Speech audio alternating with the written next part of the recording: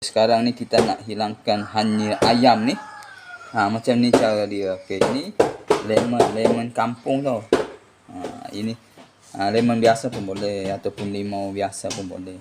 Tapi yang ni kita pakai lemon kampung. Jadi sebabkan ayam ni hanyir kan, jadi kita nak hilangkan hanyir tu kita pakai lemon. Okey, sekarang pertama kita ambil kupas kulit ni sebab kulit dia ni keras.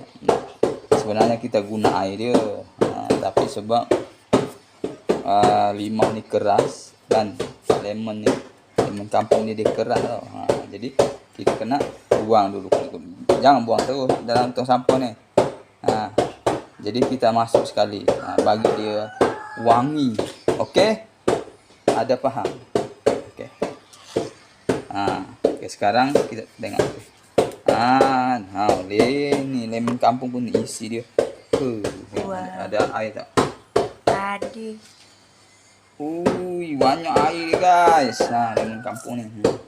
Kita picit air lemon tu. Kita tambah lagi. Sebiji ni pun tak apa. Banyaknya air dia.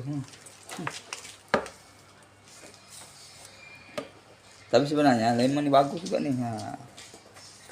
Kita buat air kan, campur air garam sikit, okey lah. Boleh cuci darah.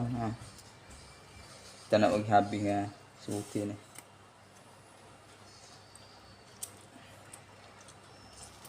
Okey guys, dah.